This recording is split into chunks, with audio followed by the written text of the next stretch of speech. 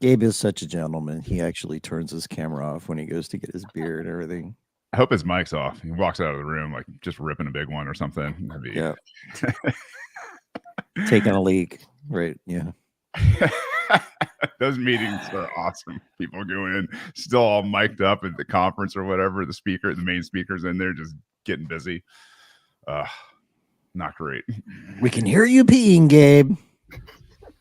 Tell you what, I heard once where some lady went in there and it was like she was dropping a can of soup and it was not great. Yeah.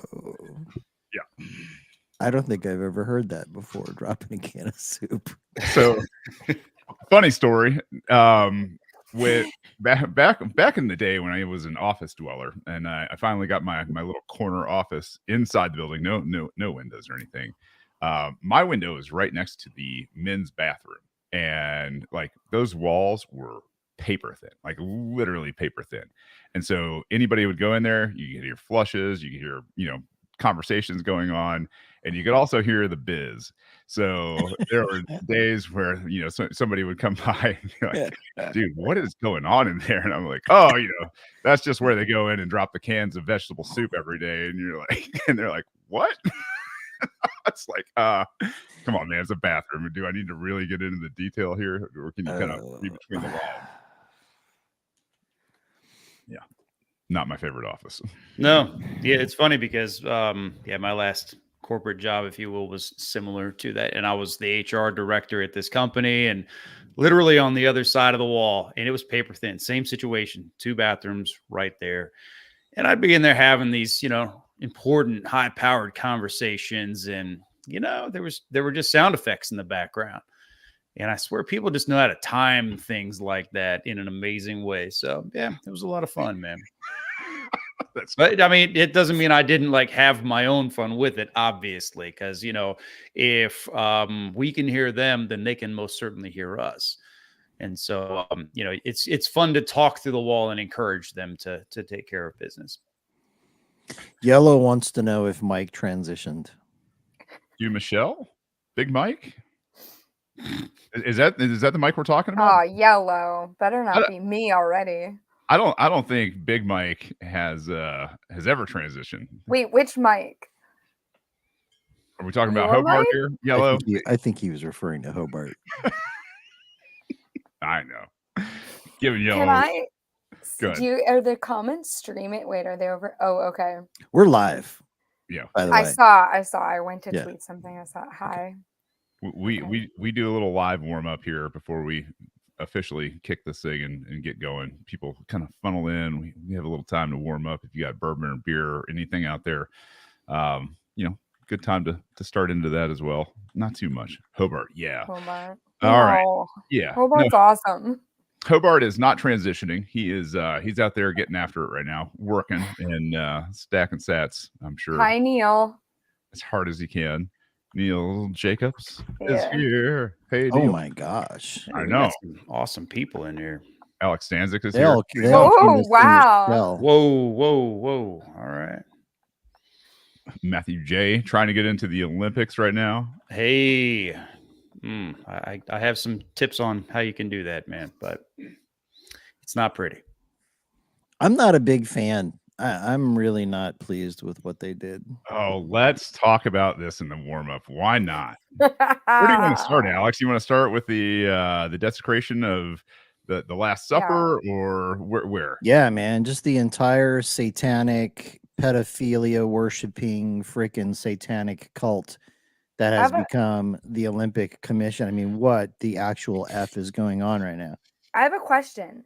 So we were like in Nashville while that was happening. What are they even pretending that they were supposed to be celebrating? So I don't believe this for a hot second. I think this is one of those things where they do this kind of shit just to move the Overton window. And then they go, oh, look at these outrage monsters. And they're full, they're totally off base. They are ignorant of history and all this other kind of stuff. So let's just talk about the psyop that was the opening ceremony. This obviously had all sorts of, anti-Christian. I mean, really, it was very anti-Christian. First and foremost, You don't have to be pro-Christian in the Olympic opening. You don't have to do anything with religion in the opening. But that table, what they were saying was, oh no, this is a scene from one of the Greek famous Greek paintings out there that celebrates Olympia and all that kind of stuff. Obviously, where the Olympics began. The diatribes and the excuses that came out that's called gaslighting. Absolutely, and they poured it on by the gallons. And the people that fall for it, they amaze me, because I know some of these people. I saw it in my own tweets, and I was just like, you got to be kidding, man. Like, why would you regurgitate this bullshit talking point and totally buy into it, where everybody who's got a pair of eyeballs and a functioning brain could sit there and go, yeah, I'm pretty sure, that girl in the middle and the guy with his nuts hanging out and everything else, like that was pretty staged. And that was the interesting part, was how they flipped the script real quick. And I think it was like a prepackaged response that they had, that I saw in a lot of places on social media. And I'd say it was prepackaged because everybody just kind of copied and pasted. But effectively, it was an attack on judgmental Christians, and how dare you do this, and this is why nobody likes the church, and this is what it actually was almost like a recreation of the old bacchanal orgies that they used to have in Greek times, and it was just meant as a historical thing. But I mean, if you've seen the painting of the Last Supper, you know that that's exactly what they were doing. I mean, it's called mockery, right? Mockery is used literally in this way to shift the Overton window, because they knew the kind of reaction they were going to get. And of course, they got the reaction they were looking for. And of course, it gave them the opportunity to say, well, you're just a bunch of Bible thumpers, and you're not tolerant. You're a bunch of racists and bigots and all the things that they like to say. So, yeah. They didn't even use athletes. I mean, those were not athletes, were they? Oh no, I don't know. I'm pretty sure the girl in the middle wasn't in right. I mean, if there was an event for who could remain the most buoyant for longest in a pool, possibly cereal eating contest, you win. Yeah, and I can understand the image of Marie Antoinette holding her own head. I get that. Okay, that's a part of French culture, I guess. She got her head chopped off. It's a real thing. But the way that they had it up in the window, and then they zoomed out real quick, and then they had like fire shooting all over the place. And, I mean, I don't know much about the metal band Gojira. That's who the band was. But I guess it was like a big moment for them. And the guy standing in the balcony, and people love Gojira. I don't. I think they suck. And I think that that's actually the entire opposite of metal. Okay. Playing at the Olympics opening ceremony, you're not metal anymore. All right. You're just, you suck. And that's all there is to it. You're something else. Okay. You're Celine Dion. You're not metal. Yeah. Sorry. I get a little defensive over the metal thing. Leave that stuff alone. So, Michelle, did you have any idea this is what you were getting into when you agreed to come on this podcast? I knew that I would have no idea what I was getting into, which I love signing up for that. So I hope that you read the pre-show notes. That's all I'm going to say. Yeah. Do we have disclaimers in there? We should probably put disclaimers in there. Nobody reads that shit anyway. Nobody reads the pre-show notes. Oh, man. Okay. The biggest thing is trying to get somebody to come in with a funny story that they've actually gone, oh yeah, you know what? I've been thinking about this for a while. I can't wait to tell you guys this story. Go ahead, Michelle. No, I have a great story. It's just like, oh, good. 2 minutes. It's only like 2 minutes long. Nope, it's okay. Save it. Doesn't have to be long. You'll get a chance. Trust me. What about the boxing? Anybody want to talk about the boxing for a second? Oh. Yeah, that's a hot topic right now, man. XY. Are we still on YouTube? I didn't even say anything. Yeah, it's either got an innie or an outie. Okay. Let's go. Apparently chromosomes like matter again, or they don't matter. I can't keep up, but I mean, that's a dude. Like, that's a guy. There were more pictures coming out today. There was one. I mean, it's a dude. Like the legs. I mean, come on. Like, that's a dude. I'm sorry. You know how, like, what's the old saying? If you got a drop of black blood, you're black, kind of deal. Like, if you got a drop of XY, you're a dude. Like, I'm sorry, man. Like, especially when it comes to competing and beating the shit out of other people. Like, Yeah. I mean, there's so many things that disqualify you from the Olympics, right? Like you guys have, some of you have done sports at like the elite level. Anyone that has, I mean, even if you're in college, there's this laundry list of things that make it so that you don't qualify. Like, sorry, you know? And so surely this is one of them, like at the Olympic level. One would think, right? And it's crazy because the boxer from Italy that basically forfeited the fight, who kept getting punched in the face by that man in front of the whole world. I mean, at the end of it, she was just on her knees in the middle of the ring. I don't know what she was saying because it was in Italian, but I guess it was something like, "This is a bunch of bullshit," and it sucks because that's her lifelong dream. She's been training for this for years and years and years and years, and she's got to know what it feels like to get punched in the face real hard by other women. But when you got a guy that comes in there, and it's not like he's a massive guy, okay? But even those welterweight men that are in there boxing, they punch really freaking hard, really hard, okay? And she took a couple of those shots, and she was smart and said, "I've seen $1 Million Baby. I don't want to have anything to do with this nonsense. I'm out." And I mean, I think that the guy ended up winning the gold or something, didn't he? I'm sorry, I'm laughing at Yellow. He's such a freak, man. Hey, Death Row. There's a lot of categories where a dude won in the women's category. It's like 5 or 6 of them now. Different variations of dudes. This year? Shane, do you want to get sponsor stuff out of the way before the intro, or do you want to do it after the intro? Let's do the intro first. Kind of come in and we'll come back and okay. So before we get to the intro, then I want to make a quick correction.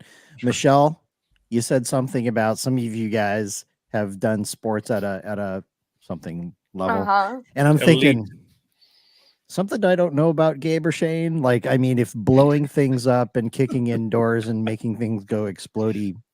Shane, are you an athlete of some sort that I didn't know about? Once upon a time, man. Oh, really? Yeah, we won the Georgia State Quad A championship. It was at the time, it was the biggest one here in Georgia. But yeah, that's well. I stand corrected. A man of many talents.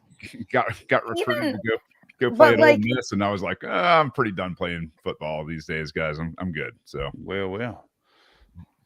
That's awesome. Fantastic. Yeah. I'll go blow things up and jump out of planes instead. Yeah. that won't hurt as much. Sure. You'll be fine. Yeah. I am not an elite athlete. I'm a pseudo elite athlete in many different things. I mean, I'm nothing like, somebody like Guy Swan. He was like the 3rd place beer pong champion of the world or something like that. I'm fairly certain that's correct. Yeah. Oh yeah. There was a huge prize for that, wasn't there? It was like a 7-figure, like. Oh yeah.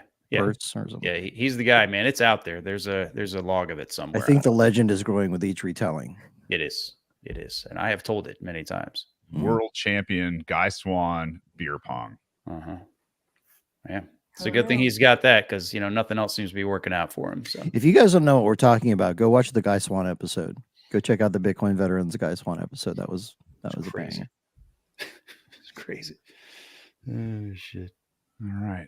I'm over here mixing it up. Bitcoin Veterans is that podcast where all of like the Bitcoin ecosystem superstars get on and then they immediately regret. I'm teasing. All right. On a Friday. We're 24 hours late. Thank you guys for all coming. We're gonna kick this pig. Hold on your butts.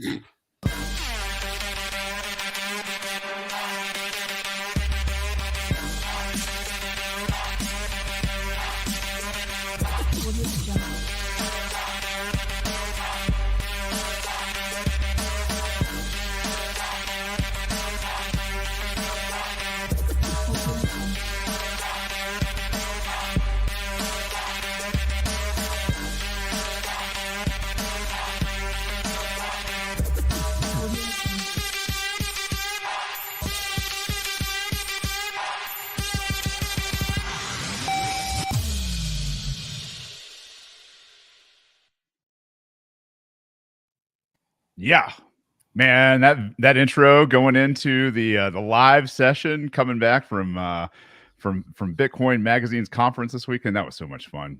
We're Bitcoin veterans. Welcome to our Friday night special episode.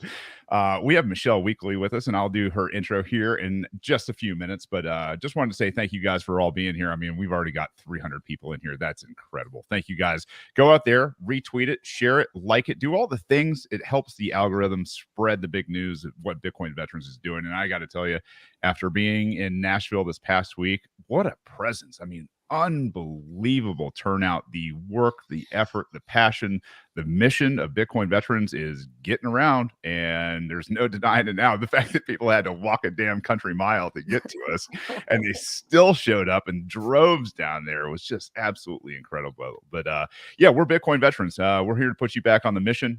We are all about things like citadels, self-sovereignty, communications, decentralized communications at that, through mesh tax. Thanks for to Gary for showing us all how that worked this past week.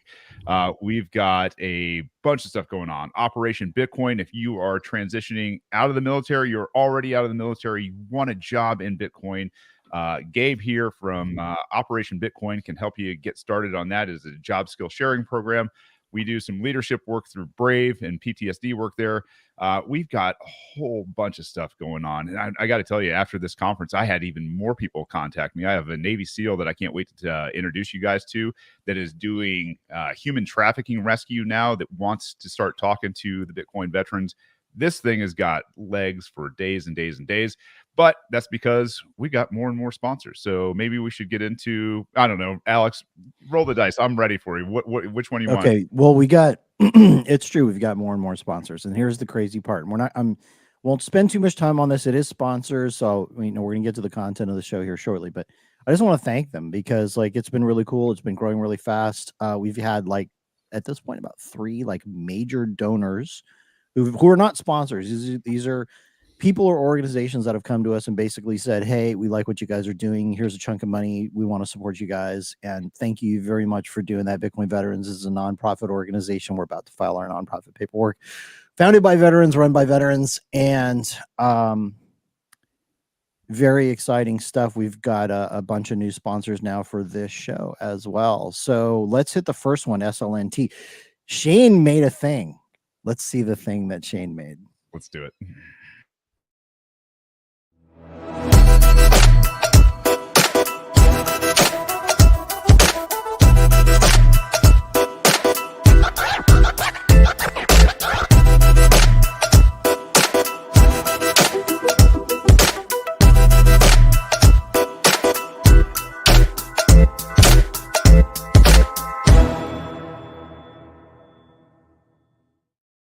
I don't know about you guys, but that is so cool. Yeah. That's really neat, right? For those of you who were at the range day, you will have recognized some of those photos were from the range day that we just did in Nashville. So that was SLNT. The basically a little bit of info about them. You ever consider how much information is stored on your phone? Personal data, bank account info, access to your 2-factor authentication. All those apps, many of the apps on your phone anyway, are providing data that tells a story about you. That's why we're teaming up with SLNT, aka Silent. Silent offers an efficient and easy solution to protect your location and personal data. Their Faraday products block all incoming and outgoing signals, so no one can get their hands on your information. Simply place your device inside, close the sleeve, and that's it. You're off the grid, untrackable, and safe from unauthorized access. Hardware wallets are also mission-critical gear, crucial to keep them safe from hackers and events like EMPs or solar flares. SLNT's Faraday bags provide an extra layer of protection for your Bitcoin. Go check them out today. slnt.com/BTC vets to save 15% plus free shipping on qualifying orders. Again, that's slnt.com/BTC vets. Also, I want to just quickly mention Black Sheep Ammo. These guys are really cool. One of our guys reached out to them and they graciously agreed to provide 6,000 rounds of ammunition for our range day at no charge to us. They were very cool about it.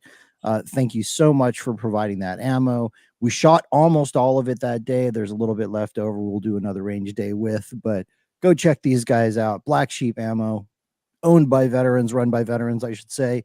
Excellent organization. Go check them out. You want to do solo? Now we'll do those guys at the top of the hour. We'll save them. All right. Well, let's see. Our guest tonight, Michelle Weekley, one of my good friends. One of the first people I met doing one of the shoots with Alex, and she came up. I think you had a gator on, some libertarian gator shirt, and I was like, oh, geez, freaking Florida Gators, for God's sakes, she's gonna be one of those on the range today. But Michelle has a background in computer science and has spent 15 years working in early stage tech startups. She has traveled all over the world, lived in UAE, and worked in China. While living abroad, she worked in foreign direct investment, where she witnessed immense global corruption firsthand, which ultimately led her to Bitcoin in 2017. She is now heavily involved in the Bitcoin ecosystem. She is the director of product development for Byte Federal and speaks regularly about fiat corruption. She is a shit stirrer extraordinaire and does not hold her tongue. I'll tell you what, that's you people are just right after my own heart, and I appreciate that. So welcome to Bitcoin Veterans, Michelle. It's great to be here, guys. Thank you for having me. Yeah, we only had to reschedule like, I don't know, 4 or 5 times. Yeah, third time's a charm. Yeah, there we go. And we actually had to bump it back a day, so sorry about that. I blame Jordan. I'm kidding, Jordan. I love you. Yeah, where he's supposed to be here. Get your ass over here, Jordan. Yeah. No, it's good to be here. Family things, I'm guessing. Who knows?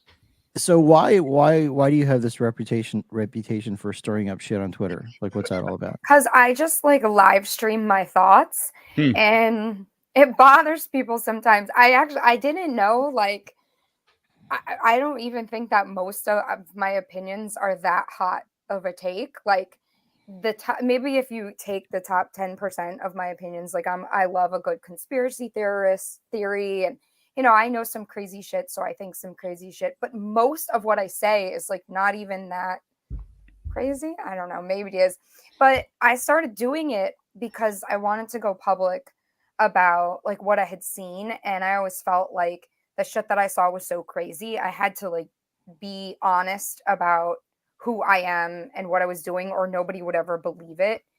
So I just started talking about that, and it just turned into this like live stream of consciousness. But I will tell you, when I go to events, people stop me just 24/7. People stop me and say, like, thank you for saying the things that I feel like I can't say.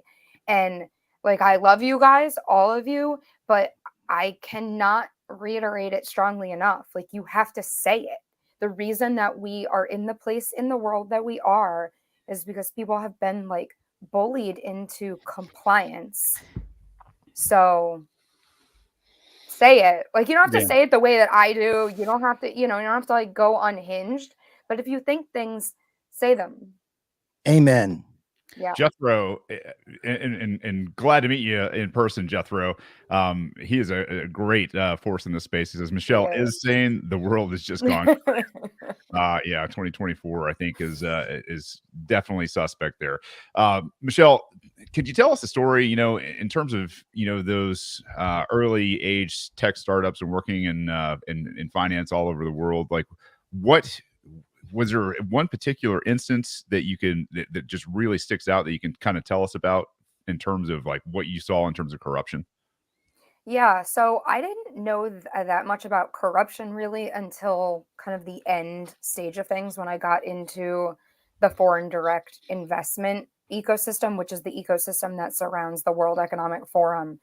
But from my time in tech, and even going back all the way to when I was in school, there's really two things that are like the primary themes that I like that I'm like filtering everything through.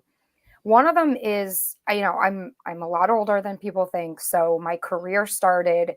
So you're like 25. I may or may not have already turned 40. What? Yes. So I like came up in the tech startups as they were commodifying data, which is a thing that people are just sort of realizing has even happened, but it's really been like the primary driver of almost everything that has happened from a tech perspective over the past 20 years. So that's a major thing.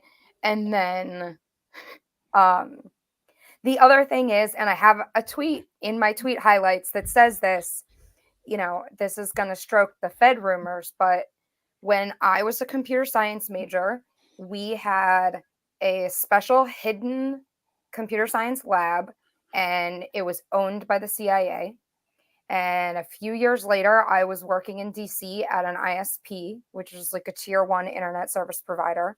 And we had a floor in our building that was not accessible via the elevator.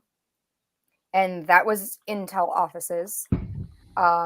So, there's a lot of shit that I've seen working like just in tech. I've seen a lot of Intel adjacent stuff. And so when we talk about it being like ingrained everywhere, I mean, it is.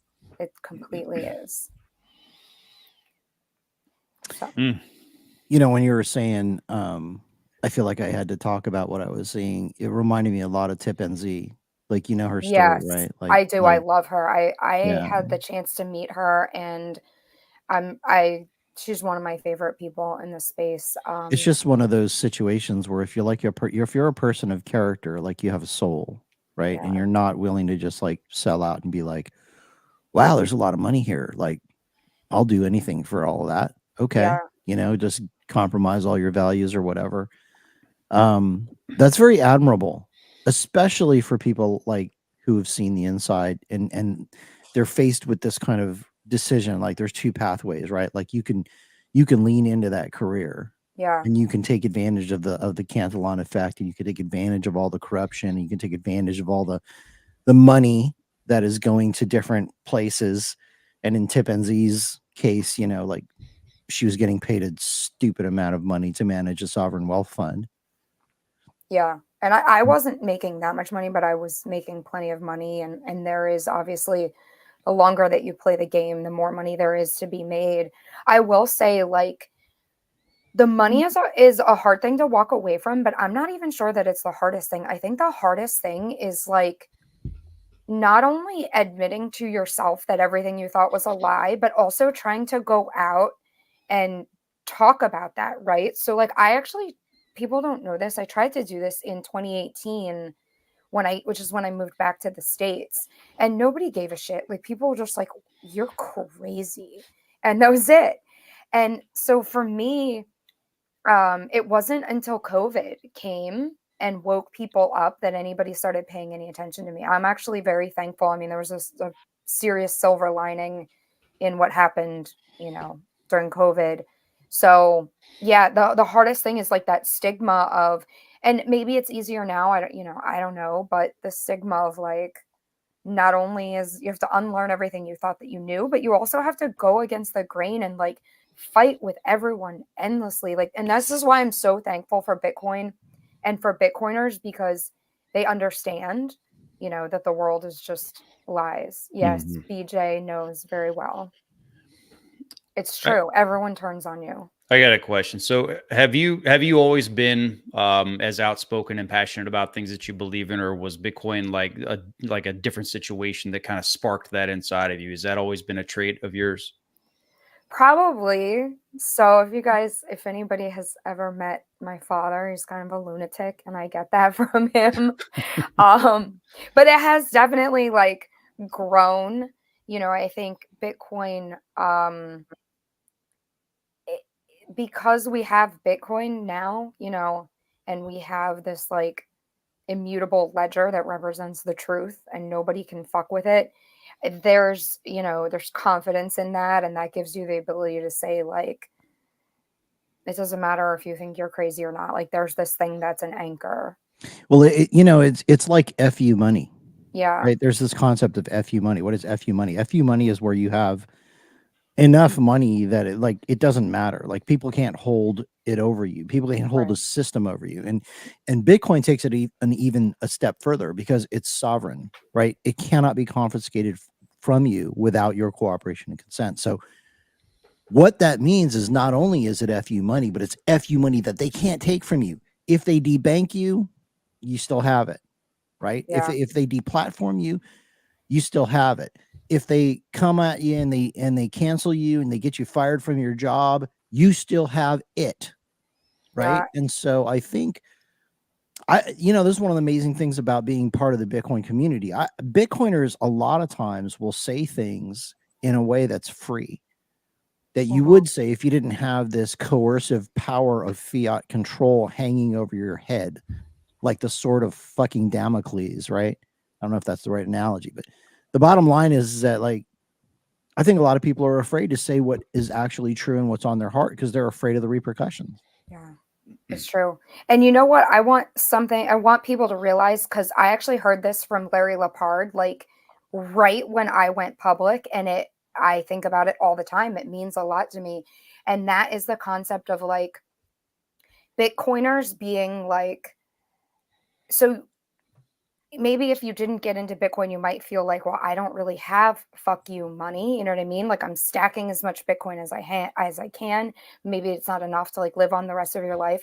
But the Bitcoin ecosystem is also like a fuck you ecosystem because we all have each other's back. So it's not a matter of, even if you don't have, enough Bitcoin to live on for the rest of your life, you have Bitcoiners and Bitcoiners are going to support you. Yeah. So the other thing is that you might just be a little ornery. And I have a theory. All right, you ready? Some people are not going to like this. I don't care. There's like this cross section of Bitcoin Twitter that are how shall we say? They're easily offended. Yeah. Right? I know about Is that the right way to say it? Uh-huh. I was going to say pussies, but easily offended is probably a better way to say it. And I think there's a lot of guys who just get triggered by you just being so forward. And it's like, look, Michelle is saying this, and I mean, not to be, male, female, sexist and all that, but I mean, she's a girl. And she's being tougher than you guys. Like, what is your fucking problem right now? Yeah. Here's the trick to Twitter. If you don't like what somebody says, you can mute them, you can unfollow them, you can do any of those fucking things. Yeah.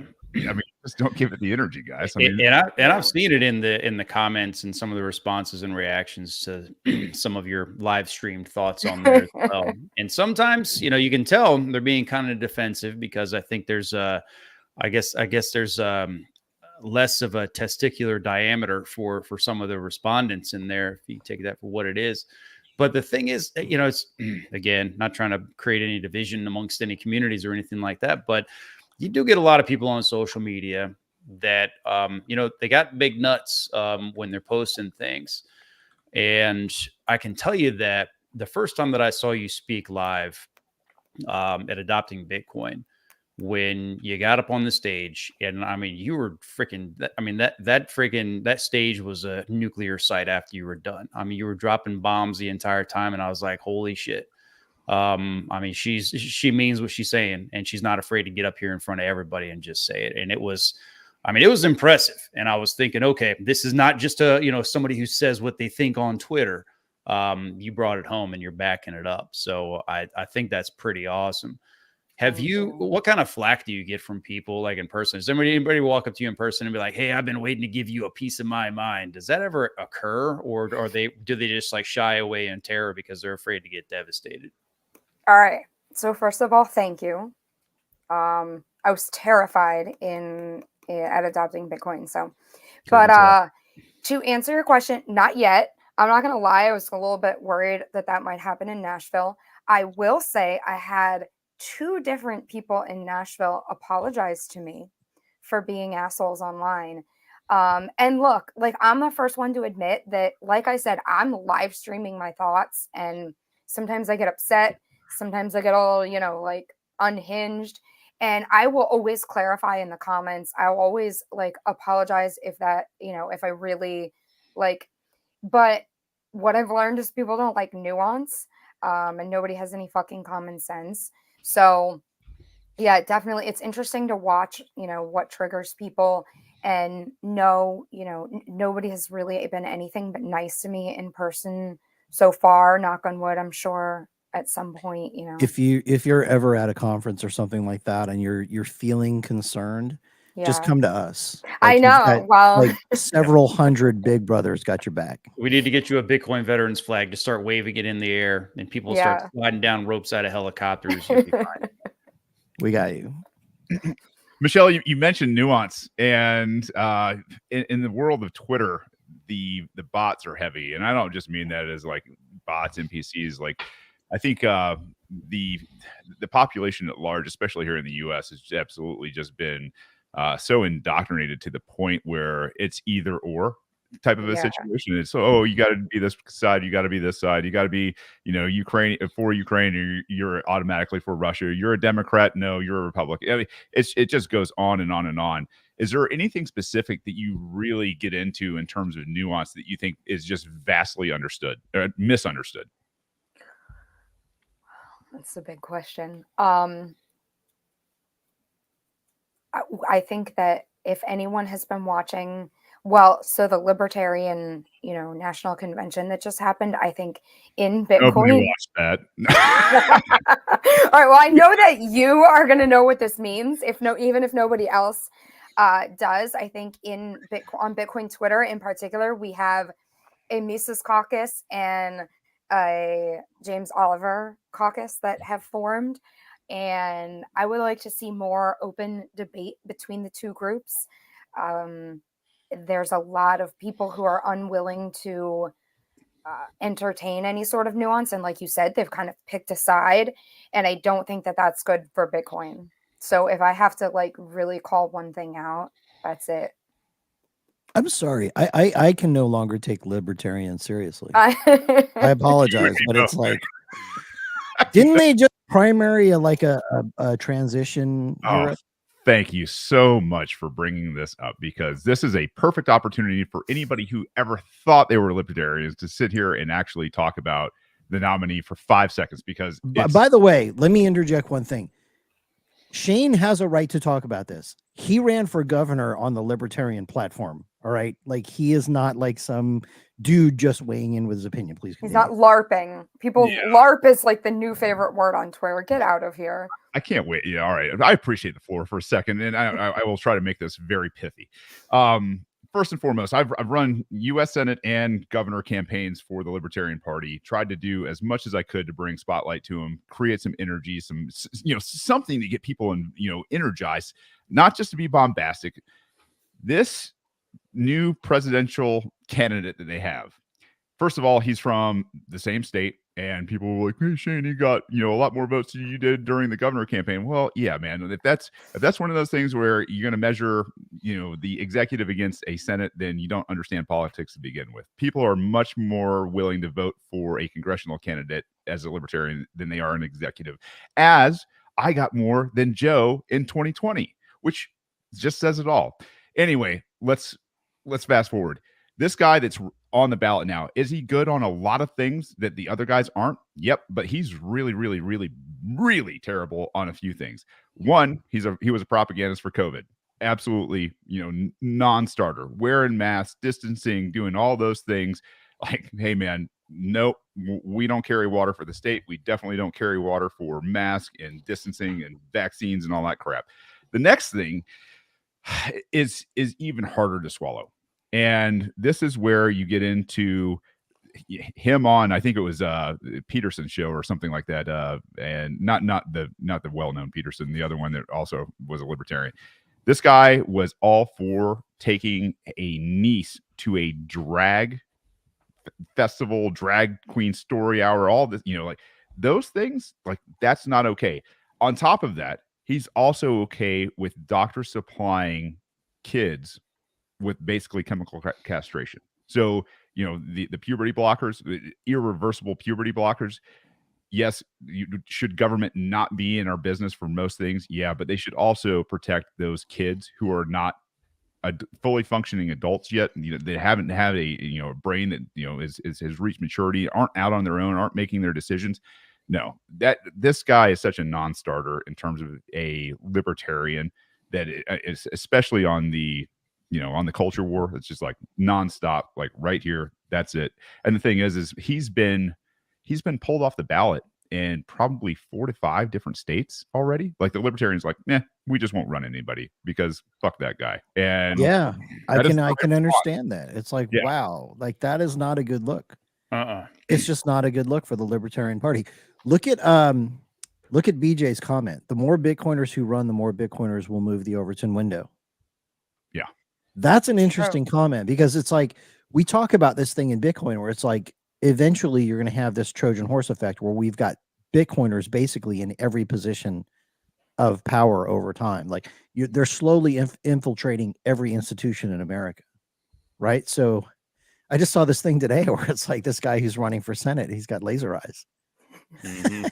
a couple people running for various things have started following me, and I'm like, oh, politicians, I guess they're really here now. Interesting. Here we go.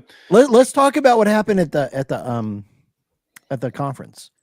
Trump's Nashville. announcement, right? So first of all, RFK starts out by like laying it down. He's like Bitcoin reserve. He's like no taxes on Bitcoin transactions, like all these different things, right? And everybody's speculating like, oh my gosh, what's Trump going to say now, right? So then Trump goes and Michelle, what did he say? Like what do you think about what he said? What did he say and what do you think about it? Okay, well, so here's what I'm going to say. Trump held a Trump rally because Trump loves Trump. He didn't come and like pander. I mean, he could have said a bunch of shit, right? But he just did his thing, and you got to love him for it, right? Like you don't have to like funny. him. He's Yeah, hilarious. Yeah, he's a funny hilarious. guy. Like, yeah, I wish he'd gone a little less. I mean, it was just a political rally. And I was honestly hoping for a little less of that. But at the end of the day, he came, he was there, you know, he found people are like, oh, he's just pandering. Like, yeah, let him pander. Like, that's all that they do. So he has found us worthy of pandering. I think, you know, he did say some good things. And the other thing is like for everybody shitting on him, like look at RFK speaking in Miami last year. Like it takes time to understand Bitcoin, right? Mhm. And the man, I mean, they just tried to kill him. Like have some chill, let him have a journey. He's not going to be perfect now. He's not going to be perfect in the future, but he did say a lot of great things. For me in particular, the most exciting thing I think other than Free Ross, obviously like recommitting to that. But the fact that he called out Operation Choke Point 2.0 and spoke about that and addressed that was huge.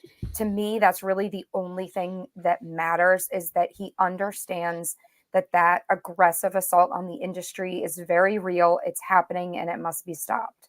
Yeah.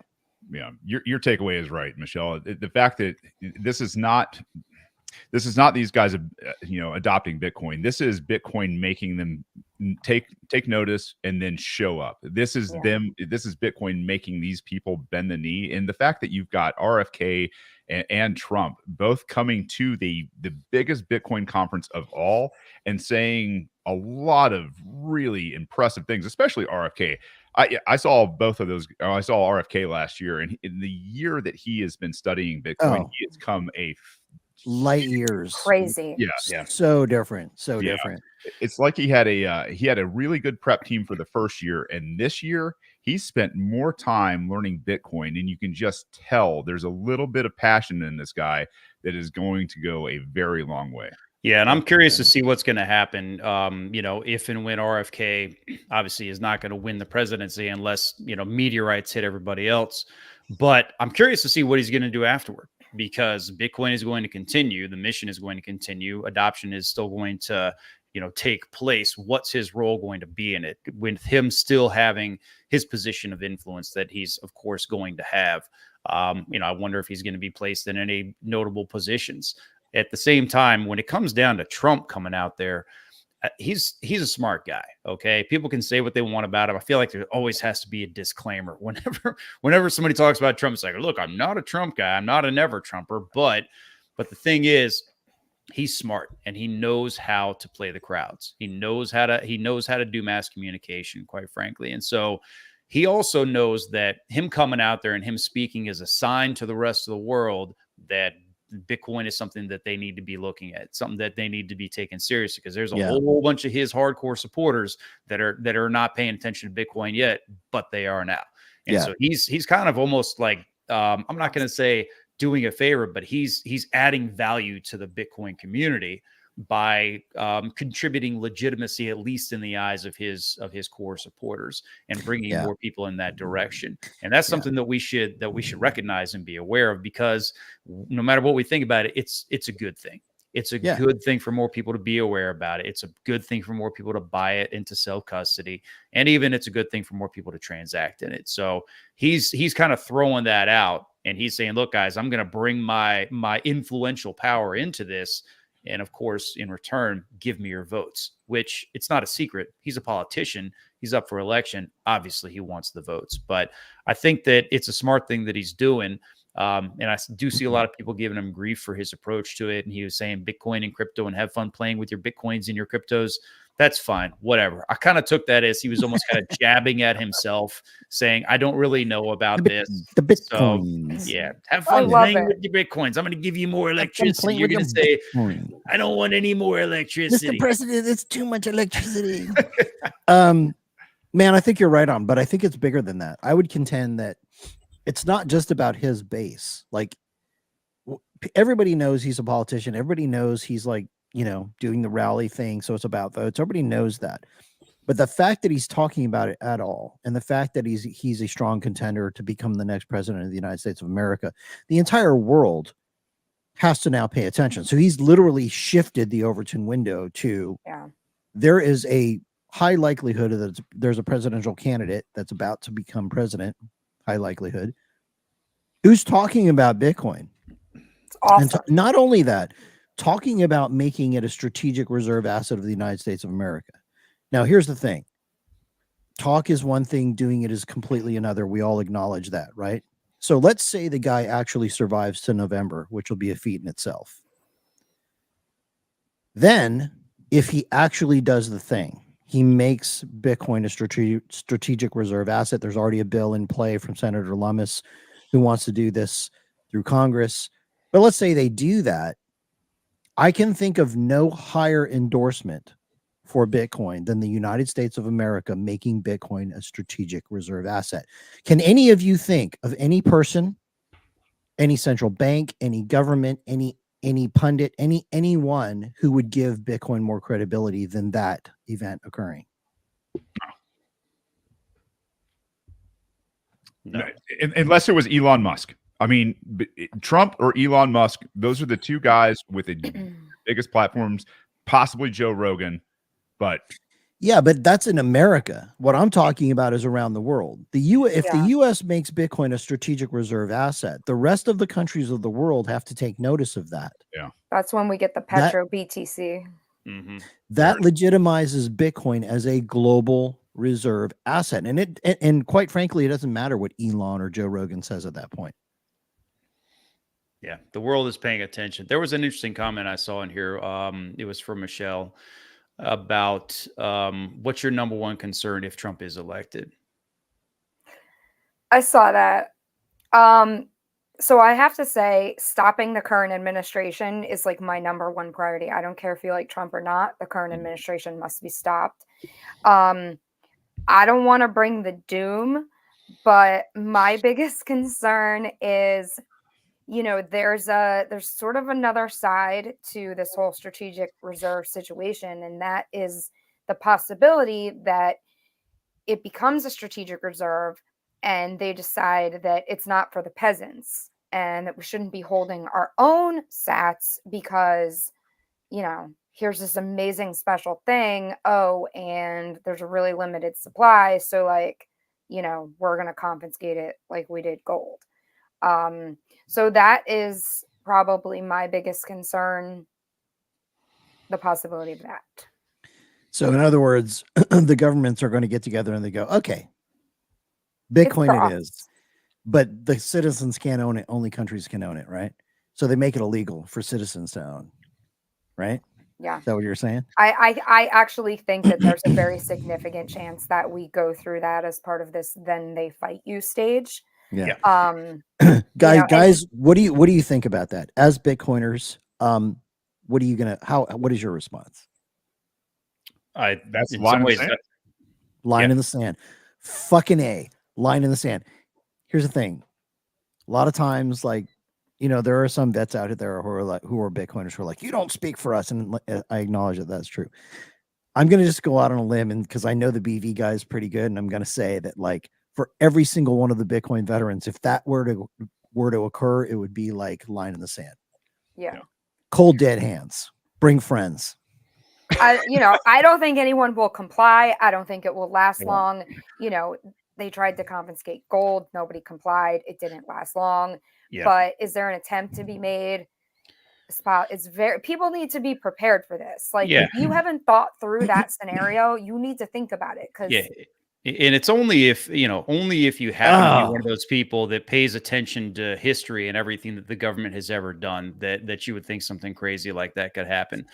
But yeah, I think it's an absolute eventuality. But I wouldn't see it as something that would happen as soon as the administration gets involved and say, "Yeah, Bitcoin, hey, we're coming for it."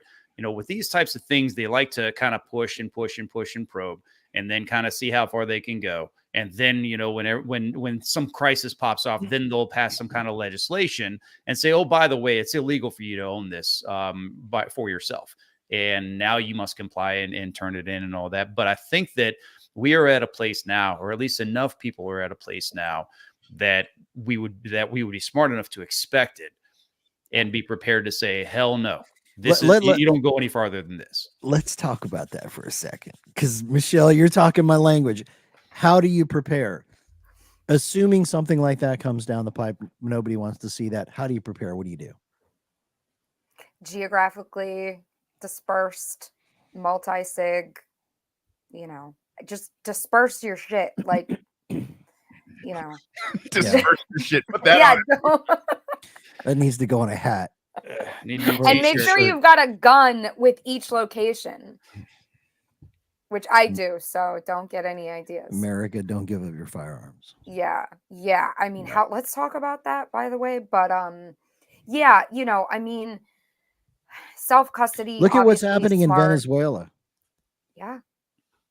I work with half our dev team is from Venezuela. I mean, you know what's interesting? They took the guns first. Mm-hmm. They always do. I keep posting that timeline and people are like, "Oh, you're a conspiracy theorist." Harris just announced this, just said, "We will take your guns." Did she not? Did I see that? She's been saying it for years. Yep. But that's nothing new, right? That's look, if that happens, if something happens to Trump and he doesn't make it to November, or if somehow miraculously, 81 million plus voters add 30 million illegals, so it's 110 voters or whatever the fuck it is.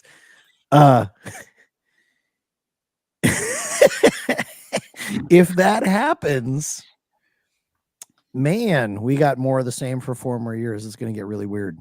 I got a group I need to add you to, Alex. Have you guys seen the meme out there where the ATF agent shows up and he's like, "Hey, is that gun legal?" And the guy goes, "Are those level 4 plates?" And he yes, walks off. Yep. It's like, we're out.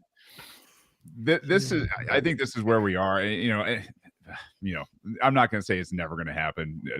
They've tried some dumbass shit, but the idea that Bitcoin is probably more ubiquitous than firearms will be, obviously, in the future. And I would say, obviously, around the globe, Bitcoin is obviously more ubiquitous. But this idea that, in America especially, that you're going to possibly try to, I don't know, go after people with their own custody keys, with their own Bitcoin, with their own nodes, it's just such a silly thing for a politician to say, right? And I'm sure there are people out there that are already thinking this, that don't know shit about Bitcoin.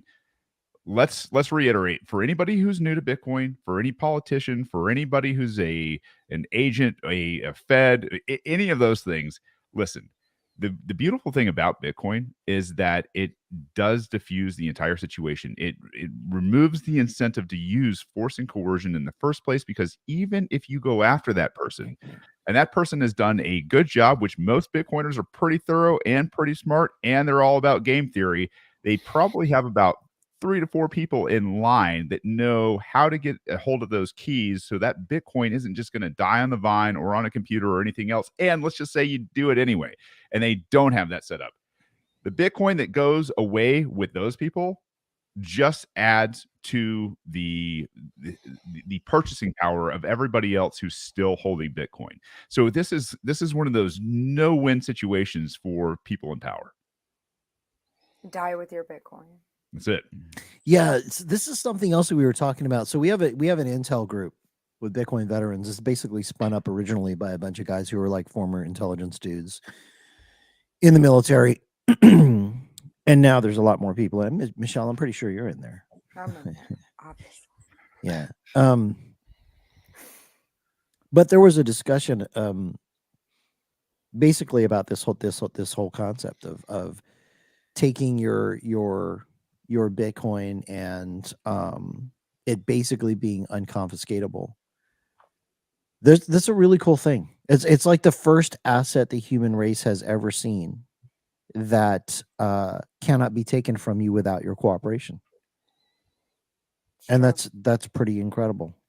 That's like a step function for the human race, because until now everything has been confiscatable. Doesn't matter what it is, whether it's your dollars in a bank account, they can freeze that, they can take it. Stocks, all assets, property, real estate, gold, any asset you can think of is confiscatable. But Bitcoin, if you secure it properly, they can't take it without you cooperating with them. And that's never happened before in the history of mankind, which is incredibly powerful when it comes to like asymmetric power. This is what I think Jason Lowery was getting at. A lot of people freak out when they think about Jason Lowery. Like there's a lot of Bitcoiners who are like, oh, he said weapon. Why are you laughing? But essentially it rivals the power of a nation state. They can't take it from you unless you agree. Like, granted, some people are like, well, they could just come to you and point a gun to your head and say, give me the Bitcoin. It's like, sure, they can do that. But at least you got a choice. Yeah. For the first time in history, you could say to someone, and I know there's a lot of frightened people out there who are going to go, Alex, you're crazy. I would never do that. I'm just going to give it to them. Look, what you could do if you're ornery like Michelle is you could say, meh, go ahead, do what you got to do. My people know how to get my Bitcoin or whatever it is, right? You don't get it. Yeah. Pound sand. And they can't. Yeah. It's pretty powerful. awesome. Not to mention the ability to cross borders, right? There was this thing with Tucker Carlson the other day where he's like something about like, I really want to be able to, cross the border, and you can't do that. I think he was mistaken when he said something about Bitcoin not being able to do that. You literally can do that. You can do that. Explain how that works. Well, I'm still 50-50 on like whether he doesn't understand Bitcoin at all or he understands Bitcoin completely and has concerns about KYC, which I kind of have. So man, for Tucker to say that the other day, I was like, oh man, like we got to put somebody in his ear. I mean, the fact that he was around the conference and all that fun stuff. Yep. And I mean, that is, Michelle, I think you're right. Is like, does he understand it is the question. And is he just playing kind of the long game going, I'm kind of retarded when it comes to Bitcoin. So I don't he could be. Have any. I mean, the guy definitely, he knows the reach that he has with his voice. Okay. He knows the audience that he's got. And, he could, like you said, he could just be kind of playing the coy game a little bit and not really letting on how much he knows, maybe spreading a little bit of, I don't know, intentional misinformation out there into, some of the opposing forces that are listening and gathering information. But he is not a dumb guy. And I'm sure that he has enough people that he had Michael Saylor on his damn show. So, he's definitely has access to the source of information. So I have to wonder, really behind closed doors, if he had a conversation with Tucker, he'd be like, yeah, my real name is Satoshi Nakamoto. He'd be like, oh, thanks, Tucker. I appreciate you, discovering Bitcoin for us. Not saying that he is, but he is a smart guy and he knows the reach that he's got. And I believe that he's one of these people that everything that he says and every word that he puts out there, he does so very intentionally. Yeah. I mean, he also had Max Kaiser on. I mean, if he's had both those guys on, he's got to be leaning that way pretty hard. I would think so. All right. Yeah. Michelle, what's on your radar? What are you most interested in or most concerned about when it comes to Bitcoin?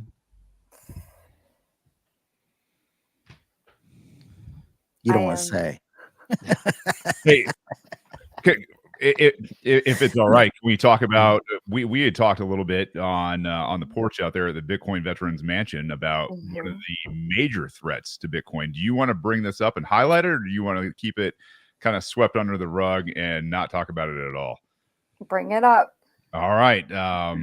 One of the other threats that you brought to my attention was the fact that we have a bunch of woke core devs, and I'd never really considered it before. I thought, hey, if you're a core dev on Bitcoin, you've got to be going down the rabbit hole. You got to at least be going in the right direction. You kind of think otherwise, and it kind of gave me a moment of pause. Well, I think here's the biggest concern, and that's the limited number of people at all with merge access. And I was actually like not that concerned about this until I kind of stepped in it on Twitter and got, come at really aggressively.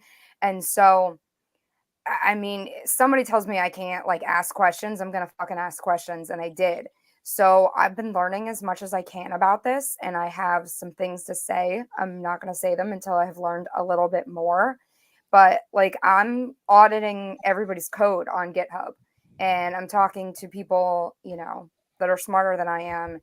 And I've had a few concerning conversations. Like I assumed people that were running nodes were kind of like at a certain level of understanding. And what I've learned in the past couple of weeks is that it's not necessarily true. There's like 3 or 4 people, that are running nodes. And I had a conversation with them, and they're like, well, if the code gets changed at all, like I would get to vote on that or something, right?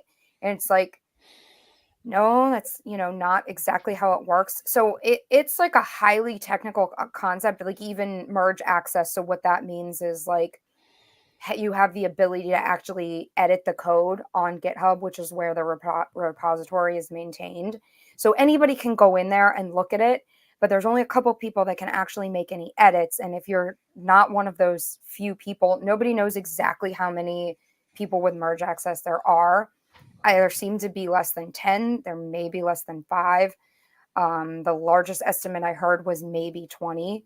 But again, this is, we're talking about a global asset. So like, this is not very many people. So if you're just a random person with technical skill, you're a developer and you want to go in and you want to submit a BIP, you're going to do that. It's going to go through someone with merge access, and they can approve or deny it. And there's conversations that get had where those conversations are starting to be like moderated.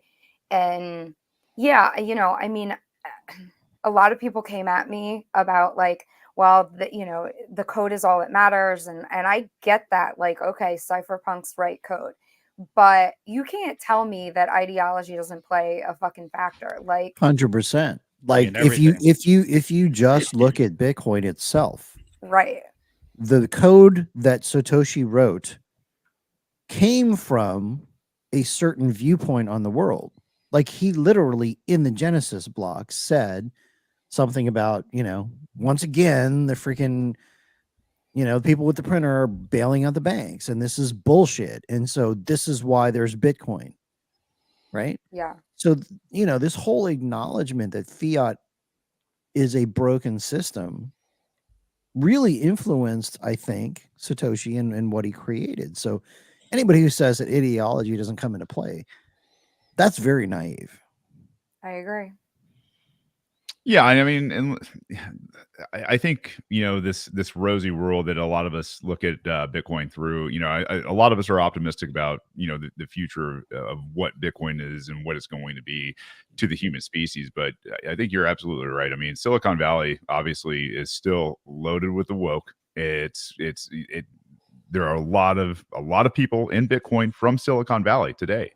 I think the greatest thing is this is a pathway. This is a real journey for anybody who's on that Bitcoin path. And whether you're progressive, whether you're conservative, whatever you think you are, over the course of time, if you're in Bitcoin long enough, you start to understand that Bitcoin is just not compatible with progressivism, socialism, communism, any type of statism that uses force and coercion in the long run. And I think this is, what we talked about, with Jeff Booth a little bit in terms of the idea that in the future, the government's going to have to change a lot. The government and anybody that wants to, be in a role of power is going to have to come to you with a service or a product that you actually want to buy, because they're not going to be able to force you to separate with your Bitcoin.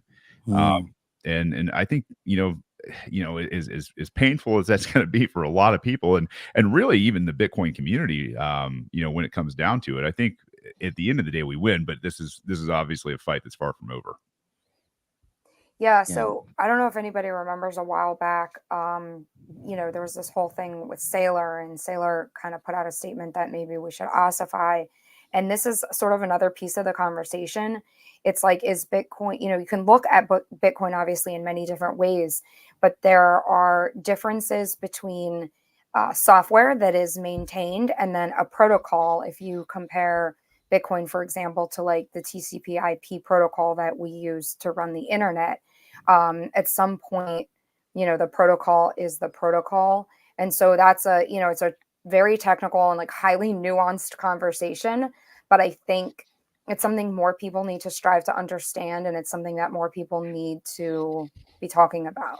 Hell yeah. Yeah, there definitely needs to be a huge element of this that needs to be approached with an adversarial mindset, because there are forces that are always scheming and planning and looking for ways to manipulate and gain more power. And it's like you said, Shane, find ways to exercise their force and coercion to achieve their goals. That's not going to stop. And unfortunately, while Bitcoin does fix a lot of things, it doesn't necessarily fix the human condition of greed. That doesn't just go away. It can be diminished somewhat when it is less incentivized, and then generationally it can kind of cycle out to some degree. But the fact is, we can't just put our feet up and say, okay, Bitcoin's got this, man. Let's party. It's all good. I'm getting Lambos. Everybody's getting girlfriends, whatever. That's not how it works. Okay. Yes. I believe that many of us are convinced that Bitcoin wins in the end, but at the same time, we've still got to do the work. We still have to show up, and we still have to engage in these battles from a peaceful revolution standpoint, but we still have to engage in this. We still got to do the work. And if we don't, then someone else will. And then the changes that are going to come are going to sway in a direction that is not going to be beneficial for as many people as it should be. Freedom is not free. Hell yes. Speaking of doing the work, Bitcoin is now $61,404 per Bitcoin, which is a huge dip, 6.11%. You know what to do, Bitcoiners. Get out there, do your thing. Anybody who's still got dry powder at this point, man. Like, who are you psychopaths? It's a process, right? You mine the fiat, you buy the Bitcoin. Yeah, 61,000, man. That's a deal. It brings up a good question in my mind, and I kind of have been wondering this for a while. Is every time Bitcoin gets a little bit of momentum, you see the powers that be kind of just going, all right, we're just gonna flood the market with a couple $1 billion of Bitcoin from here or there, and obviously the U.S. has started to get on this dumb what we call. I love it. Yeah, I love it. I US, love it when they do this. Yeah, the U.S. is currently selling their Bitcoin after Trump announced a possible strategic reserve along with RFK out there, and Bitcoin is obviously reflecting the demand and supply out there. But with all that being said, there's only so long that this can happen. They are running out of supply, over and over and over. They are running out of supply, which, just boggles my mind at this point. You got to get it. You got to understand. You can print as much bullshit fiat as possible. I mean, what did Janet Yellen say? Something about $79 fucking trillion the other day. And you're like, well, if we can print 79 trillion extra dollars at this point, and you have a very limited supply of Bitcoin, and you're selling the Bitcoin, what the fuck are you doing? Yeah. I love it. Do it. Number one, sell the Bitcoin, get it out of their hands, get it in the hands of all of us, because every time this thing dips, I'll tell you what's happening. The Bitcoiners are backing up the trucks. Mm-hmm. Yeah. I know for a fact, this is not conjecture. I see it, right? That's my job. So Bitcoiners are backing up trucks. Let's do it every single time. Also, to what you said, Shane, you know, it's like this. I was talking to this guy on LinkedIn the other day, and he's like, well, doesn't it suck that the bankers have all the power to print all the money and it's unfair because they can buy all the Bitcoin? And it's like, I was like, you know what, man? Run the printers, printers at warp speed until they melt down. Why? Because the more they print, the more valuable Bitcoin becomes in terms of purchasing power. It is a gun pointed at their own face. Let them go. Go. I go love nuts. it. I Go love nuts. this. It's a beautiful thing. All we need to do is convert our economic energy into Bitcoin and then sit there and laugh our asses off as they light themselves on fire. Yeah. Never interrupt your enemy when they're doing something stupid, right? When you said at the cyclic rate, a lot of people don't know what cyclic rate is. It's a machine gun term. As fast as you can fucking possibly run the machine gun, that's the cyclic rate. The cyclic rate for the printers right now, we're getting close to $1 trillion a month in terms of expenditures from the U.S. government alone. That is so cataclysmic. And they're talking about dropping the interest rate to by 1%, I should say by a point by November. If they're going to be printing $1 trillion every month and then dropping the interest rate before the end of the year, holy shit. I don't think people really even understand what that means. When we were talking about, 6-figure Bitcoin by the end of the year. Yeah, 6-figure Bitcoin by the end of the year is probably the most bearish case for Bitcoin you could possibly think of at this point. Let's do a smash buy. If you're listening to my voice, get your favorite app right now, whether that's Swan or Strike or whatever the hell it is you do, and do it with me. I'm doing it right now. While you smash by, I just want to say this is a psyop that they fucking swapped out billion for trillion and just carried on. Like, it's trillions now. Don't worry about it. It's insanity. We got a bunch of people in the comments. Well, hey, and thank you guys for all showing up on a Friday night. Hey, if you're out there and you're listening, this is a good point to mention. Hey, go out there and share it, like it, subscribe, do all the things that help this gain a lot of strength in the algorithm. Tell your friends, tell your family about it. If they're Trumpers, go tell them. If they're all for RFK, go tell them. There are veterans out here in this community and broader that are talking about this that can get them educated on Bitcoin and what it's going to mean in their future. Because, man, I mean, this spread the word. Man, this is going to wipe some people out if they don't get moving. Get on the mission, spread the word. Something else that's wild is the crazy shift that I mean, maybe it's just me and it's new to me, but the shift that we're seeing towards the decentralization of mining. I mean, how many people have bought a freaking BitX over the past week? You heard that one of them hit the lotto last week. And so, I mean, there was like a freaking mad dash for those things. I got one running behind me, of course. And I mean, I got more on the way. I'm going to build my own little swarm. It's sitting over there right behind my node on that table. Good job, Gabe. Hey, I'm doing my part. Okay. I'm one of the small little cyber hornets in the massive swarm around the world. But I mean, I got one of those. You got one? Well. Yeah. I got one too. I got it from Gary when we were at by the way, we should talk about that real quick. Top of the hour. So just a couple of quick shout outs. One of our shout outs is to one of our sponsors, Solo Satoshi. You can get a BitX from these guys at some of the lowest rates possible. Go check these guys out at solosatoshi.com. The whole idea here is that you can buy this tiny little miner that you can, it doesn't have that much hash power, right? But you turn it on and you let it run, and it costs you less than $5 a month in electric costs, right? However, if you run it as a solar miner, there is a chance that you will hit that block, which means you get a 3.125 Bitcoin reward. So you can think of it like you're kind of like buying lottery tickets, only it's way, way, way better than buying lottery tickets. One of our guys did the math on this. You're 70 times more likely to hit a block with a bidax than you are buying a lottery ticket. Is the first part. But the second part is that you are further decentralizing the network. Do you realize that if every major institutional miner disappeared tomorrow, if we put bidaxes and there's a million Bitcoiners out there running bidaxes, we're further decentralizing and protecting the network. Do your part.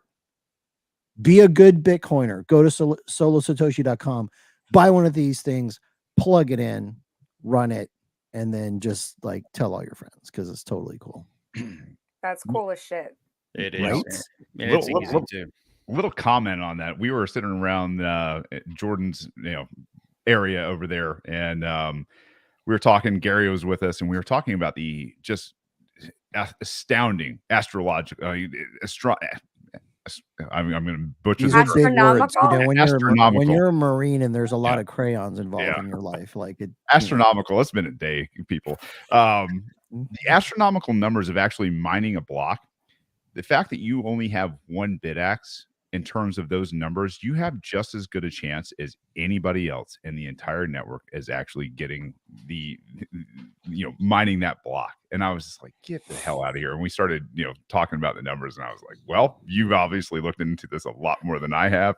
You might as well run a bidax. You've got a pretty damn good chance compared to everybody else out there with, I don't know, 150 to 100, about 100 to $158 worth of, input. Like that's minimal. And it's, like you said, you're doing your part to aid the Bitcoin network.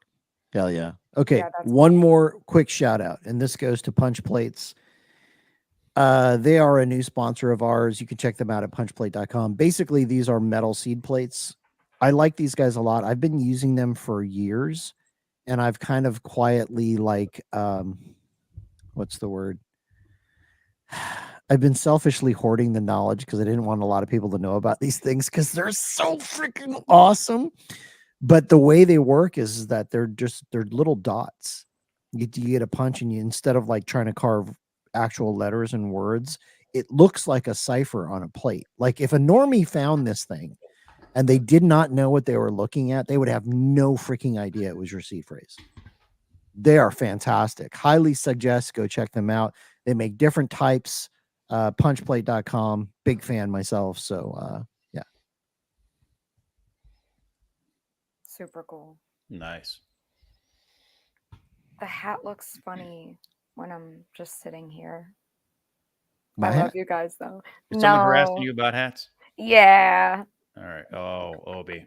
He is our hat guy. Ooh, Shane has a punch plate. Look at that. So I found Punch Plate down at BitBlock Boom, and I got to tell you, when I found these guys, I had a couple other different ways to store seeds. This is blank, so don't even try to zoom in. I keep this around just to show people. But yeah, these guys, their rates are so much damn lower than everybody else. I think I picked this thing up for $20 a couple of years ago. So, with inflation, it's probably 30 now. Compared to somebody who's that's going to charge you, I don't know. Charge more, guys. Yeah, 100 or so. Like Punch Plate is a great solution. Yeah. There's one in the bag. Should be $45. Many of them come with the punch like this. But here's the thing. I'm going to show this to you up on a close-up. So for those of you who are like, man, stop talking about your sponsors. Give me 1 sec. This is really freaking cool. You're going to love this. $24.99 is a steal. Well, some of them are more expensive than that. But I don't know. I feel like they're so worth it. This one is the Punch Plate 3 large 24-word seed plate. But look at that up close. I don't know if you can see that. But it's basically a bunch of dots in a matrix. Shane's got a better view. So the point is, again, awesome. If you're a normie and you're looking at this thing, you will have no idea what that's all about. But if you're a Bitcoiner, take that thing and fucking get all the damn Bitcoin. Do all the things. Yeah. Is it bulletproof? I don't know. We have to test that. I'm going to take a wild guess and say no, but you probably shouldn't be shooting these to begin with. BJ says that's like 3,000 Canadian in the words of Ben Perrin, moose shekels. Yeah, inflation is a bitch when you're when it's not the reserve currency. That's for damn sure. All right, so we're at 8:06. We're coming into kind of this place where we like to do this thing called story time. And because I lost the graphics, I'm going to tell a story first, just to warm up the crowd for Michelle. About 6 o'clock, I'm doing the final rendering today for the Silent Guys on that new commercial that I put together. And as I'm logging in to set up the show and everything, the email and everything else for the original StreamYard is gone. Like it's nowhere to be found. It's been completely deleted. All the show notes, everything that we have in terms of videos and graphics, and it's gone. I've got to start hunting down things, and I've got to look up things. And so I had for about 15 minutes to get this all done right before Michelle jumped on. And I'm seriously I'm like, I cannot believe this is happening right now. The world is going to shit. I am going to have postponed this even further. We're going to have to reschedule Michelle for another time. And I was like, God. But thank God everything kind of came together at the last minute. But I got to tell you, I was definitely scrambling coming into the show, and I appreciate everybody that has been supportive and really showed up with not only with Bitcoin veterans here, but like Bitcoin veterans in a broader sense. You guys, there are a lot of times where if you want to throw in the towel and you go, it's just you maybe you do it or something like that. But when there is a broader crowd out there that's waiting on this, that's been anticipating this, and we've already posted one day. Like, thank you guys so much for being here, and thank you for all you do. And I'm going to turn this over to Michelle. Michelle, story time, a humorous story, Bitcoin related. Obviously you weren't in the military, but whatever you got, we're here for it. We like hearing this. It helps endear our audience to our guest. Okay, so it's a short story, but it's like the only story that I could tell given all of these factors. So not in Nashville last week, but last year in Miami was the first major event that I was at where anybody knew who I was. I had only gotten on Twitter like a couple of months prior to that. I started running my mouth, and I had a lot of internet friends. Shane, you were one of them. We had libertarian friends in common.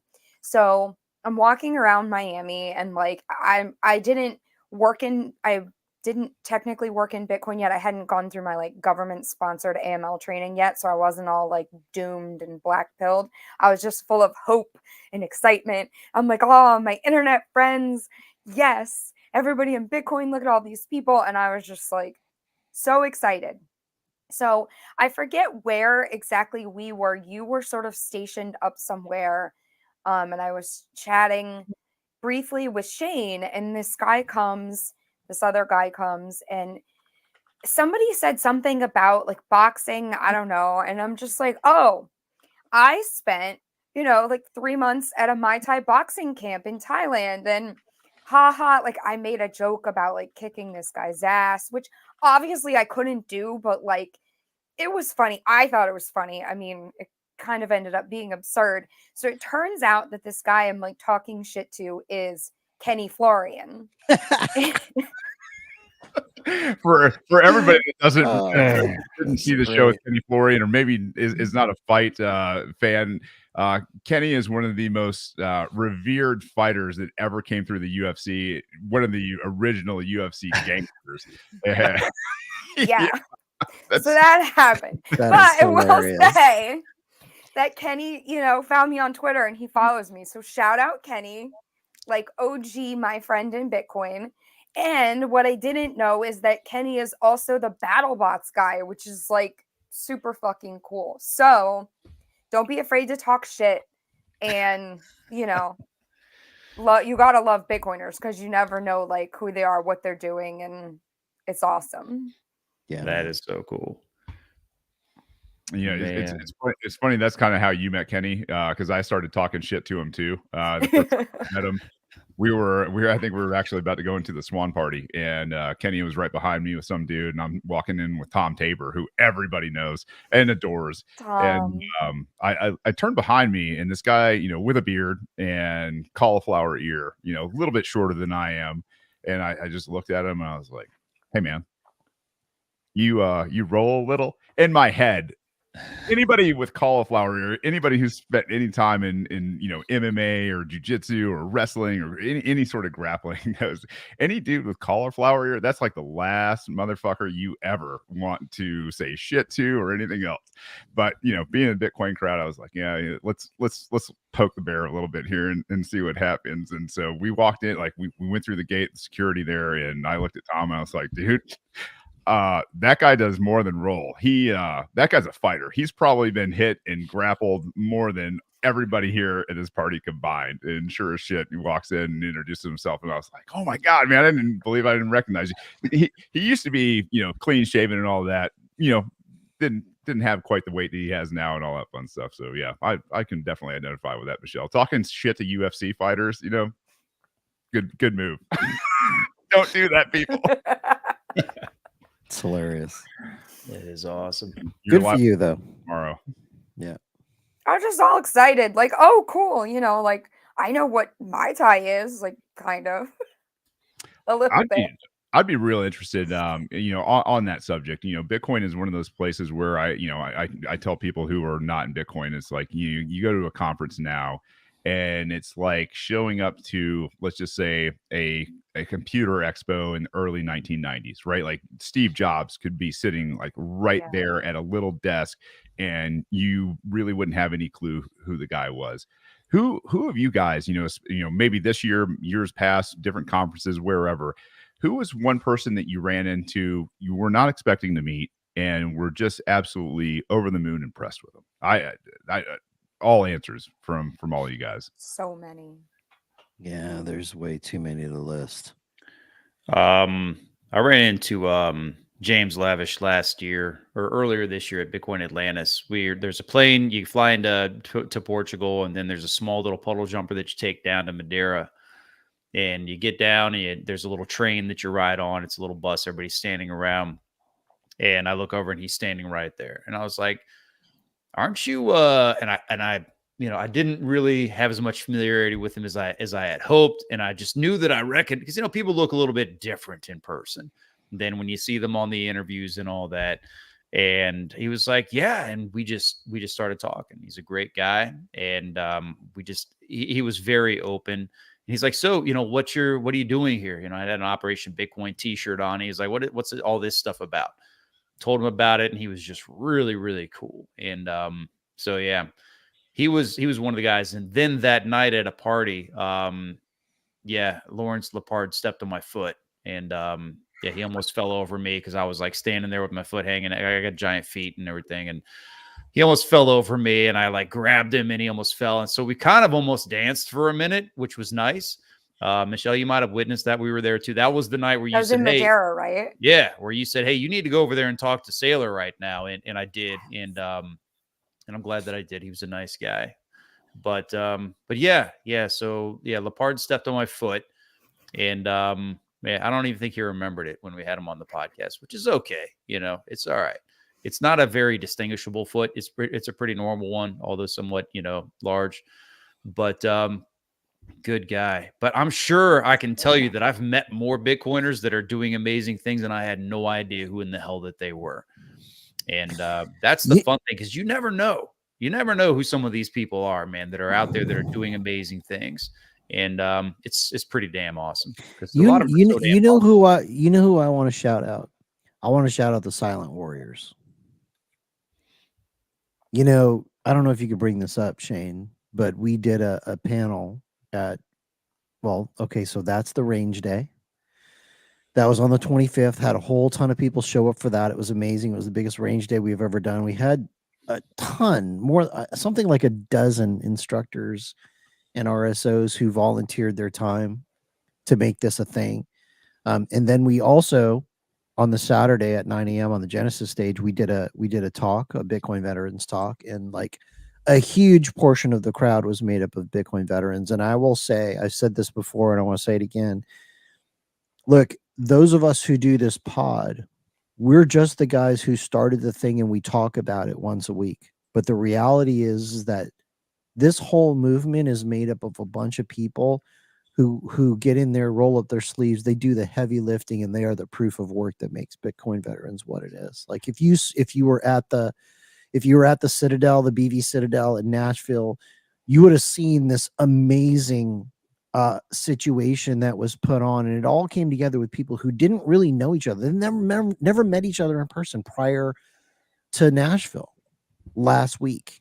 And I'm just so thankful and honored and humbled to be part of this thing. We love you guys. Appreciate you very much. I think that's really important. I feel that way. I mean, that's kind of, to my point about prior to Miami, like I didn't know anybody. And now I know lots of people and I pretty much love all of you. So yeah, if you're new, like, I don't know, don't be worried about being new. Just make friends. Amen. Do something. And that's the thing, is there's a place for everybody. If you're willing to show up and do work, there's a place for you. We also partnered with Me Premier Bitcoin for their unconference last week, their education unconference. And we sent out a call for volunteers among our Bitcoin veterans group. And I mean, they showed up. And it was an awesome event. And our people were there and they just got right to work, and it was a success. And it was so damn cool just to see it. And again, it's like you both said, these are a lot of people that never really met each other in meet space before. And then to show up and to just like jump right into action and make it happen, it was just so damn cool. And it gives me a huge amount of optimism for the future to see that can happen the way that it does. And I'll tell you, the way that the Citadel came together too, it was awesome, man. It was awesome. There were people, and I mean, I'm thankful to the conference for having us and giving us the space that we used, but we were kind of remote compared to the rest of the event that was taking place. And that was cool. We probably needed our space, which is all right, because we had a good amount of it. But we had people that were taking that journey and they were coming down there. And we had guys that were out there like grabbing people by the collar and dragging them down saying, you need to come down here and check this out. And we met some people that we know are going to grow and they're going to benefit from being plugged into this community. Not only that are they going to benefit, but they are bringing some amazing skills and they're adding value to this community as well. And that experience of sitting on that stage, on that panel, and looking out there and seeing all the faces of this community, of the people that truly make up this community, that was a moment it's incomparable to anything else. And it was awesome. And I want to echo what you said. That's the Citadel right there. But I want to echo what y'all are saying. And thank you, because you showed up and you made it happen. And we're just getting started. Showed up in force. Several hundred people. We sent several hundred delegates to the Bitcoin conference, which is absolutely amazing considering every single person that's part of this is all volunteers. Nobody here is paid for this. Nope. It's mind-blowing, to be quite honest. All right. So, we're at the hour 20 mark ish, a little more than that. I think it's about that time. Michelle, thank you so much for being here. This has been really cool. I knew it was going to be cool. Like, you're the best. Do you have any comments or thoughts you want to close up with? What would you tell people who are new to Bitcoin? Maybe what's important to people who've been around for a minute? Like, what's on your heart? I would say if you're new, do not feel overwhelmed because there's so much to learn. Like, I still find stuff and I'm like, holy shit, I didn't know anything about this. Like, I feel stupid all the time. So for new people, like, I think, we forget. Many of us have been doing this for years, and you kind of forget like how little a new person might know. Like fiat, I don't know that I knew what the word fiat means. I did all the things that I did and I came out of that, and it's sort of by design, which is the whole thing, right? But don't let anything like discourage you. Like anything you don't know, just learn it. And you're always going to be learning. So just keep learning. And thank you guys for having me. I love you all very much. I am very familiar with, I'm very thankful for what you guys are doing. I'm not technically a veteran, but I think a lot of people are familiar, unfortunately, with the concept of like thinking that they were working for something that was just a complete lie, a complex illusion of lies. And so it's so important what you guys are doing, and I'm honored to be part of it in any little way. Oh, we're honored to have you. Thanks, Michelle. I mean, seriously, for rescheduling as many times as you have and bearing with us, and really not only just being a good sport, but being a friend in this space and going out there and speaking truth to power. We are absolutely humbled to have you here. Thank you. Amen. Yeah, and I just want to say, continue. Not that you need to be told to continue, but just continue demonstrating that courage that you have, because you're the message that you talked about earlier, where you made the point that we just need more people just to use their damn voice. Just speak up, say what you're thinking, put your message out there. Don't keep those words inside. Put it out there, and don't be afraid of the consequences, because the consequences of not sharing that are worse than the consequences of putting it out there and making a few people unhappy. So I appreciate the example that you're setting for that, because it is important and people do need to see what it looks like. So thank you for doing that. Thank you. And it doesn't have to look like, I know I get a little radical sometimes, but like, just start being honest. Go ahead. Like, just be fucking honest with the people in your life. You don't have to do it online either, right? Like, people are afraid to be honest with their own friends and family and employer and community, and that has to stop. Radical is just good branding. Let's go. Hell yeah. Get on the mission, people. Stand up. Do what's right. Amen. Ladies and gents, we can't thank you enough for everything. I am riding high, as I think most people are after the last week. Maybe a little exhausted, but this movement, man, if it showed me anything, it's like we don't know anything about what's coming. I don't think anybody is bullish enough. If you want to be part of this at Bitcoin Veterans, you don't have to be a veteran. You can contact us. You can go to bitcoinveterans.org, and we will plug you in. If there is something that you want to do, we will find a space for you. If you want to come and show up and work, we will find a space for you. If you've got ideas on something we could do better, keep those to yourselves, or show up and show us how to do it. Either way.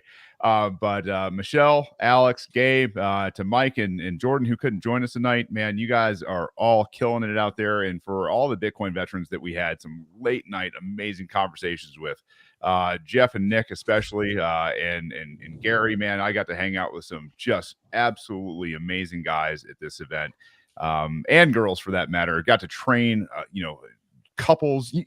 There is no limit to what we can do with Bitcoin veterans. There's no limit to what we can do with Bitcoin. And it's just the inspiration that we need at this time where a lot of the stuff out there in the world looks dark and hopeless and nihilistic. This is that light pushing back. It is that light that is invading the space, and it is going to take charge. I mean, I don't know, guys. I get so excited. I just get tongue-tied sometimes. And so we will see you guys back here next Thursday, 7 p.m. Go out there and smash all the things again. Share it with your friends, and we will see you then. Until then, Bitcoin veterans, peace.